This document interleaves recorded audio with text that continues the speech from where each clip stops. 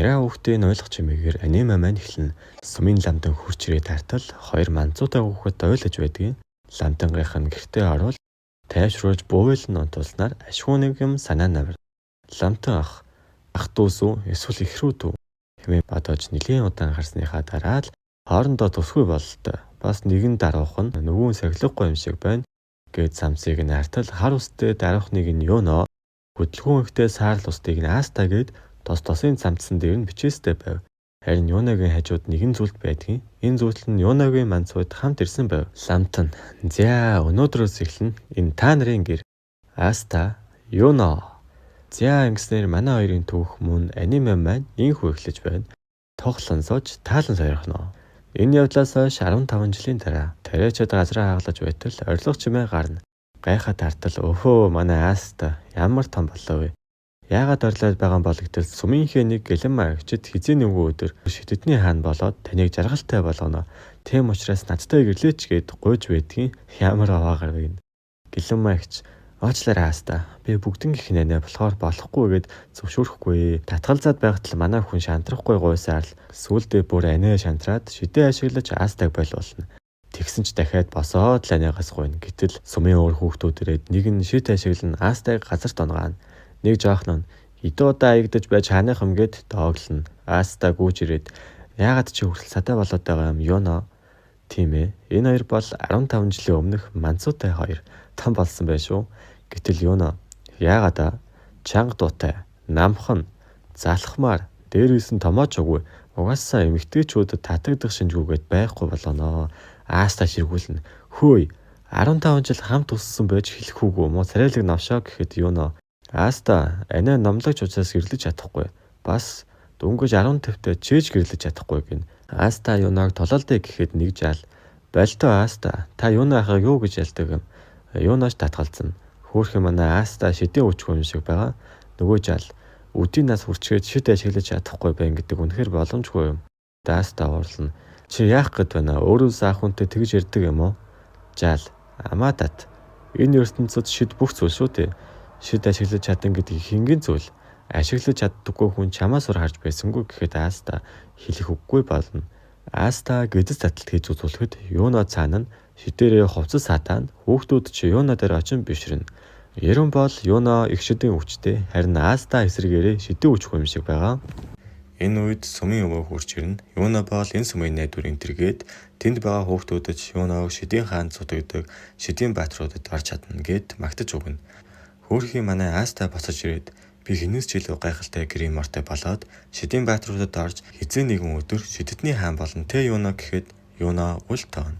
Аста бохомд нь харж л байгаараа чүтгэр гэд тэндээс явна. Гэлэн маягч Юуно дээр хурж ирээд "Астатай дотон байж болохгүй юу" гэж асууна. Баг байхдаа манай хоёр нэлээд дотон байсан юм шиг байна лээ. Юуно их ойлгонхаа хүүхэд байсан юм байна лээ. Гэлэн маягч дотроо нэгэн өдөр Астаг айхтар шарахтай дагуулж ирсэн тэр өдрөөс хойш Юуно ойлгохаа болсон. Харин Аста өдөр бүр хэр болцоход ирдэг болсон гэж бодон зогсно. Энэ үед Аста 997, 998, 999, 1000 "Би шидэдний хаан болно. Яасан ч бууж өгөхгүй дээ" гэсээр хүчний бэлтгэлээ хийн. 3 сар багуухаа цэцэг бүжиг цаг. Жилд нэг удаа Кловер хаанд болсод 15 нас хүрсэн хүүхдүүдийг цуглуулад эзэмшигчийн шидийг нэмэгдүүлэх гримор хүлээж авах ёслол өрнөдөг. Манай хоёр 15 хүрсэн болохоор гримор авах ёслолд оролцохоор ирнэ. Харин хүмүүс гримороо сонгох боломжгүй. Гримор нь өөрөө эзнээ сонгодог. Манай Аста гримортой болвол шидийн хүчин сэргээд Юунаг удахгүй гүйцэнэ гэд бөөн баяр болж байдгийн. Ёслол эхлэхийн өмнө хоёр залуу манай хоёрыг хараад "Өрөвдөлтөө юм аа. Тиймэрхүү юмнуудад хүртэл гримор өгөхгүй байж болохоор байтал угаасаа тэр давжаа шид ашиглаж чадахгүй" гэж дуулсан шүү. Хөөх, тэгвэл андигнах хэрэгтэй юм биш үү? Хаан тусад ганцаараа шид ашиглаж чадахгүй байна гэдэг үндэсний эрдэм юм биш үү? Гэд манай хоёрыг ад үзэж байдгийн. Энэ үед нэгэн өвөө гарч ирээд "Тавтай морил ирэх мүү дээ. Өнөөдрөөс эхлэн та бүхэн өөрсдийн замаа хөөн. Итгэл найдвар, хайр хүсэл."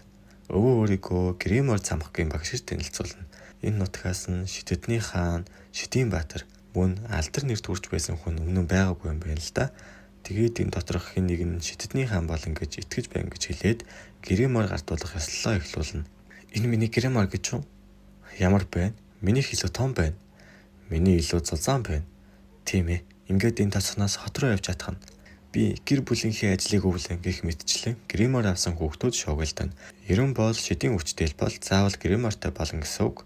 Нөгөө хоёр өнгөрөөч нь бид хагас жилийн дотор шидийн баатруудын эсэлтийн шалгалт өгнө.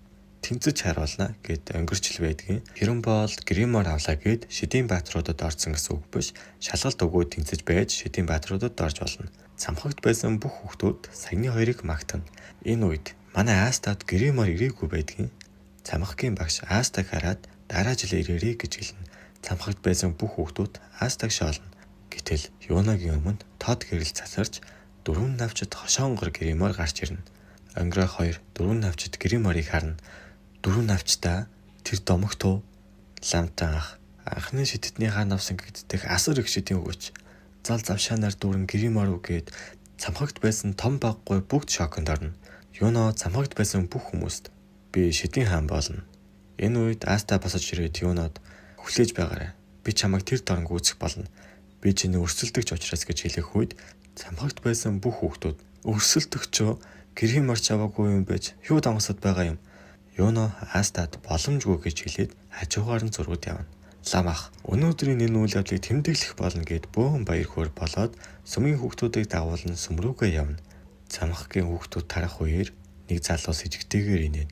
Ийм өчүүхэн тосгонд байж боломгүй зүйл болоод өнгөрлөө гэж хэлээд Юногийн араас явна. Аста ой дотор гримор авбал шид ашиглаж чадан гэж бодож байсан ч гримор авахгүй байна гэж бодсонгүй гээд шантарсан хөвтөж байгаад гинэт босоод хэн бууж өгөн гэж намайг бүү басамжил заяа минь 1 2 10 эсвэл 100 жил байсан чамаагүй гримортой болох хүртлээр хичээх болно. Шидийн хаан болоод ядуу байна уу үнчин байна уу хамаагүй хинч байсан мондөг болж чадан гэдгийг батлан гээд өөртөө амлалт өгнө. Харахгүй л манааста мөн дөө. Энэ үед нөгөө хоёр өнгөрөө бацаа Юног дэрэмтэх гээд ирчихсэн байдгийн. Яагаад дэрэмтэх гээд байгаа вэ гэхээр ганц муу тарин чинь дөрвөн навч тошонгор ирсэн гээд Юногийн гриморыг шатаах гэж байдгийн. Нөгөө хоёр Юно руу галаар тарихад Юно гриморож ашиглахгүй шидийг нь зогсооно. Нөгөө хоёр сандраа зогсож байтал тал талаас гинжнүүд гарч ирээд тэр хоёр руу дайрна. Аста ой дотор явж байтал орилго чимээ гарна. Нөгөө дайрсан гинжнүүд өнгөрөө хоёрыг хүлчихсэн байдгийн. Хинд гисэн бэ гэхээр гримор гардуулах үед цамхаг дотор байсан нөгөө гар байдгийн. Энэ залуу болохоор саяхны хүртэл гинжнээ шидний рүүчээ гэгддэг шидийн баатар байсан залуу юм байна лээ. Гэхдээ шидийн баатараас хүүхдүүд хулгайч болсон. Шидийн хүчин болохоор гинжээрээ ороосон хүний шидийн хүчийг хордог. Гинжээрээ Юно руу дайран хүлээд гриморыг булаагаад авчихдаг. Юно рүүчийг нэ наатаха болоолаа гэд утгагүй гэд юм хэлэх гэж байтал үгийг нь таслана. Гриморыг ашиглаж чадахгүй зөвхөн сонгогдсон хүн л ашиглаж чадна. Гэхдээ газар дойрох цоглоолагчид дөрвөн навчид тошонгорыг байж боломгүй үнээр худалдаж авна. Дөрвөн навчид тошонгор чамайг сонгосон байсан ч дөнгөж авсан болохоор дэгдэх хинээс цаашгүй. Энд би байсан нь харамсалтай байлаа шүү. Чиний домог эхлэхээс өмнө дуусаж байна гэд Юног алах гэж байтал Аста ойрлж өсөрснөө хан мөргөд онцгов. Бүтэлгүй гэдэг нь Аста Юногийн гримор танихгүй залууд байгааг хараад уурлана. Нөгөө залуу Астаг шит ашиглаж чаддаггүй гэд доош нь хийх үед Аста тийм ээ би тэр хөөрхилтэй бацаан ч юм байна. Гримор бол сонгогдсон хүндэл чухал зүйл үсттэй. Юнод эргүүлж өг гэд уурлав. Уурлах үед нөгөө залуу Асталууд дайрна. Юно Астаг зугт гэж хэлсэн ч ийм шившигтэй амтнаас зугтлаа юу гэд өөдөөс нь дайрна. Даанч Аста нөгөө залууд хүрч чадахгүй гинжээр сүлбүүлцдэг. Аста ямар гэж хүнд сохилтууд вэ гэд хоол шидэгдэн унана. Аста тэгхэрийн тосгоны гаднах шидийн үуч байх нэ. Бие бэлтгэлээ гэд ялахгүй юм бэ. Нөгөө залуу Астагийн мөрөн дээр гიშгээд дэмий тэмцэн баяр хүргэе. Аста хараахан болоогүй байна. Би шидийн хаан болно. Нөгөө залуу шидийн хаанаа чи юу? Би ингэнжээр хүрсэн хүнийхээ шидийн хүчийг мэдэж чаддаг. Чамд ямар ч шид алга. Гримор аваагүйд гайхах юм алга. Энэ ертөнцийн бүх зүйл шид байхад ямар ч шидгүй бэн гэдэг ямар үн цэнэгүй юм бэ? Аста ямар ч шидийн хүчгүй гэдгээ сонсоод юу гэсэн үг юм бэ? Тэгвэл хичнээн хичээсэн ч би шид ашиглаж чадахгүй юм уу гэд сэтгэлээр унана. Нөгөө залуу Астаг дооглон дээрээс нь дэвслэн. Аста Юно бол дөрвөн навчид гримор сонгогдохоор гайхалтай нэгнэ. Над мэднэ хичнээн хичээсэн ч арга нь олдохгүй зүйл байгаа байх гэд бууж өгч байтал Юно хөөе эхний ялагдагч гэд байгаа юм. Аста чи шидийн хаан болж чадахгүй гэдэг нь үнэн. Би шидийн хаан болох учраас чи ялагдагч биш чи бол миний өрсөлдөгч гэх үед Аста гайхав. Нөгөө залуу сонсоод энэ чиний өрсөлдөгчөө шидийн чадваргүй нү гэх үед Аста нөгөө залуугийн хөлөөс атгах үед нөгөө залуу Астагаас холдно. Аста ичгэвтер талаа чамд харуулчихлаа юунаа. Жаахан хүлээж бай. Одоо энийг болгоод өгье гэхэд Астагийн урд харам көтөг гэрэмээр гарч ирнэ. Юунаа мэдээд байсан юм. Аста сонгогдохгүй байх гэж байхгүй гэд баярлаа. Астагийн гримор дэлгэгдэж дотроос нь харам көтөө хэлд гарч ирнэ. Нөгөө залуу сандарна. Чамд ямар ч хэд байгаагүй үсттэй. Наадах чинь ямар гэж гримор вэ? Хошоонгорын 3 навчин итгэл найдвар хайрыг дулуулдаг. 4 дахь навчинд зол завшаан оршино. Харин 5 дахь навчинд чөтгөр оршино. Тийм ээ. Манай Астагийн урд 5 навчид гримор гарч ирсэн байна. 10 жилийн өмнөх дурсамжаар 2 дугаар анги маань эхэлнэ. Юунаа гүйж байгаад унахад Аста юунаад туслана. Ястой нэг чэж ойлгонхаа юм а. Надад дараа татах юунаа гэж хэлэхэд юунаач баярлна. Аста бүгдээрээ дээр хүлээж байгаа. Явцгаая. Уулын арай дээр модны суударт Лили эгчтэй хамт өдийн хоолой идэнгээ хөгжилтэн. Сүмд орж ирэхэд Лили анаа үлгэр ирж өгнө. Ертөнц маш гүн харанхуйд бүрхэгдсэн юм. Чөтгөр ертөнцийг устгах гэсэн тэр үед нэгэн зэрэг чөтдөн гарч ирсэн юм. ертөнцөд гэрэл гэгийг авчрахын тулд зориг чөтдөн чөтгөртэй тулалдаж эцэст нь ялсан юм. Шидийн гэрэл хорвоо ертөнцийг гэрэлтүүлж байлаа. Их удаан шүний эцэст энэ ертөнцийн гэрэл гэгээ байлаа. Ингиж тэр шидт нь Шидийн хаан гэгдэх болж домогт үлдсэн юм. Манай хоёр Шидийн хаан Аста хөө янэ Шидтний хаан одоо хүртэл байдаг үсттэй. Тийм ээ. Шидийн хааны нэр олон үе дамжин солигдсон. Шидтний хааны ачаар Хошоонгор хаан тус инх тайван байгаа юм. Юунаа? Шидтний хаан тийм эрхэм юм уу? Хаанаас илүү эрхэм шүү. Аста би шийдлээ. Би Шидийн хаан болно гэж хэлхийг сонссон Лили эгч Юуна хоёр гайхна. Тэгээд бас агуу болж чадвал Шидтний хаан болж чадвал бүгднийг нь илүү их жаргалтай болгож чадсан үсттэй. Юуно Астаг хараад бишэн 2 сарын дараа Аста шид ашиглаж чадахгүй бохимд Астай. Анаа угаасан юм уу өлгөхөө чинь туслая. Баярлаа. Аста тиймээс надтай гэрэл болохгүй гэд байж байтал юуно манцуутай хүүхэдтэй үрдсэн нааш ойлгоо болохгүй байна гэд аль нь ойлсон ирж байдгийн. Аста надад татах би чинь Шидийн хаан болох учраас гэж хэлж аваад сэгсчээ таянаа. Лили эгч гэлс аваад дор нь онтолно. Энэ Аста нэр цолтой тархийг хөндрөгөөжсөнгүй шүү. Энэ үед эцэг ирээд захиаг өргөж өгөх ажил байна. Явах хүн байна уу гэж хэлээд юуно чи яваад ирэхгүй биз гэх үед Аста юуно би явъя.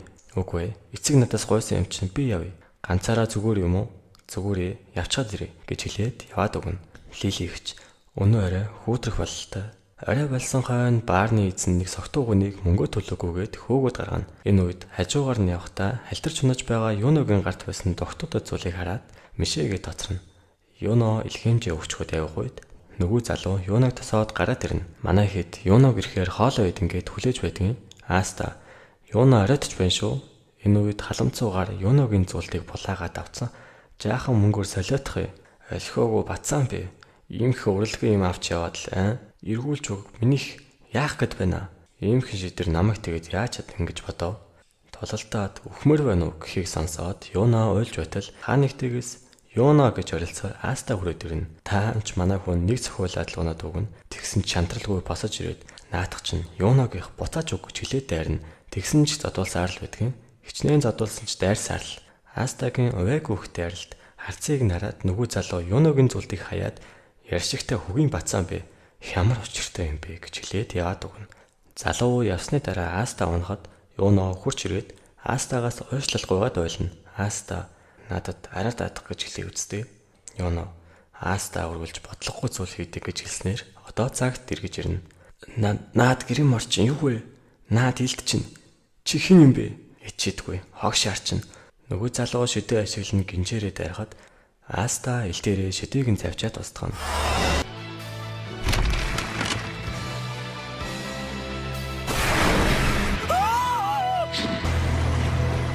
Шид ашиглаж чадахгүй бол ядаж болцонгаа хөгжүүлэх хэрэгтэй гэж бодож байсан. Эцэст нь хэрэг болох шүү. Юно Астаг хараад дурсамжаа иргэн бодно. Аста би Шидийн хаан болно. Шидийн хаан болоод бүгдийг ч хамгаална. Тэгээд батлах болно. Батлахаа ядуу цудуу байсан ч үнчин байсан ч Шидийн хаан болж чадан гэдгийг чадах болов уу? Үнэхээр чадан гэж юу? Хичээн зүв тэгвэл хинч байсан чадна. Хинч байсан уу? Би ч гэсэн Чи ч гэсэн би өнөөдрөөс хойш хизээж ойлгохгүй. Би ч гэсэн шидэдний хаан болно. Хүчтэй болоод та бүгдийг хамгаална. Жаргалтай болгоно. Сайхан амьдруулна. Аста, юуно хараач миний гэрийн мор. Нилээд наархач гэсэн амьдралынхаа дуршид нандагнаа гэх үед юуно дахиад л чамаар харуулчихлаа. Энэ ачиг чинь нэг л өдөр хариулах болно. Аста, амлалтаа санаж байна уу? Чи ч гэсэн шидийн хаан болох байх нэ. Тийм бол юуно чи, Аста чи миний өрсөлд өгч.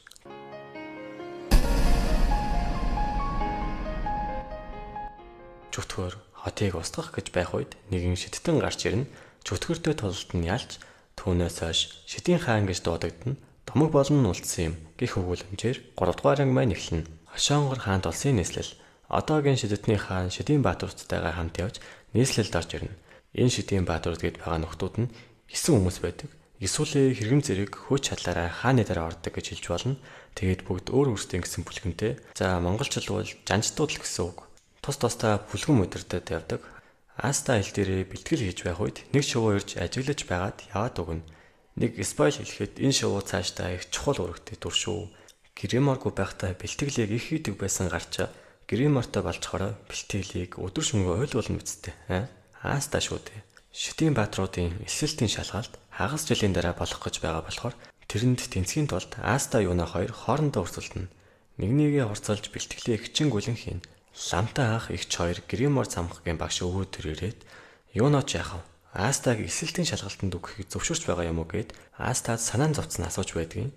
Өвөө өөрөө дэгэн гэд байгаа болохоор ууг нь өнгөрөө хоёр бацааныг явуулах гэж байсан юм шиг байгаа. Тэгсэн тэр хоёр саяхан болсон явдлаас болж цөрхөн нүгцэн шалгалтаас өөрсдөө нэрээ татсан юм байлээ. Лам ах юуноч яахав? Аста бол бүтэхгүй байхаа. Өөрөө дэгэн гэд байгаа шүү дээ. Үннийг хэлэхэд Аста нийслэл рүү явчих бол чи ганцаард ингээд тэгэд байгаа бидтэй гэд дооглоно. Та гэдэг тайлбарлаж хэлэхэд шалгалт өгөхийн тулд нийслэл рүү очиж шалгалт өгнө. Тэнцвэл тэндээ үлддэг болохоор л Астагаа явуулмааргүй байгаа байхгүй юу? Манай эгч юуно Аста хоёр явчих бол би ч гэсэн ганцаарднаа эцгээ. Лам ах нэлэх байгаас нь л үсгэж цуг амьдарч байсан юм. Гониглохгүй гэж хэлвэл бас худлаа болно л доо. Боломжтой бол тэднийг сүм түлтэмээр байна л та.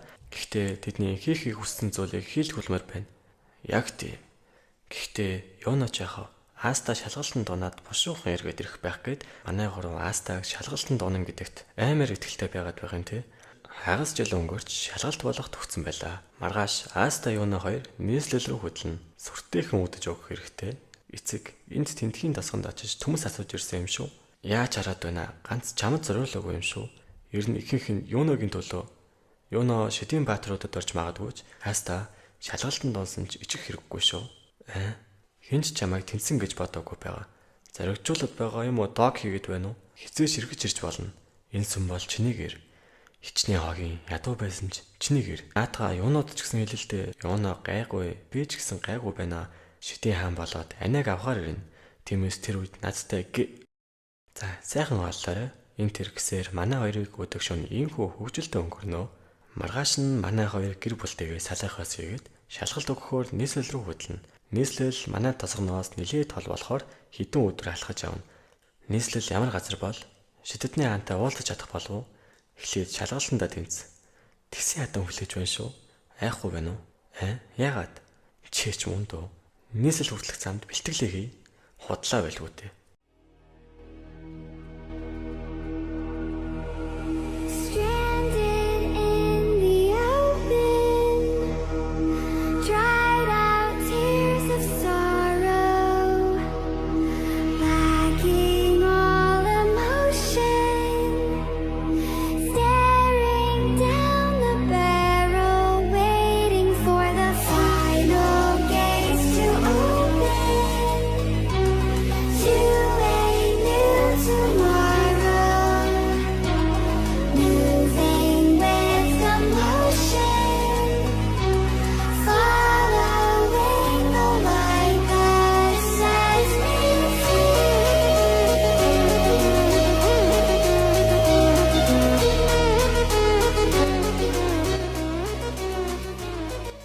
Яасан юуноо? Хөөх том юм аа. Тэр нийслэл байх нэ. Тэнд Шидийн хаан байгаа байх нь отоо очлоо шүү. Хүлээж байгаарай. Би Шидийн хаан болно. Урт удаан Аз турсан аяллаа эцэст Ошонгор хаант улсын нийслэлд Аста болон Юно ирв. Тэднийг шидийн баатруудын эсэлтийн шалгалт хүлээж байлаа. Тэд маш олон хүчрэг өрсөлдөгчтэй өрсөлдөж шалгалтанд тэмцэх хэрэгтэй болно. Ийхүү 3 дугаар анги манд босож байна. Дараагийн ангиар уулзлаа. Түр баяртай.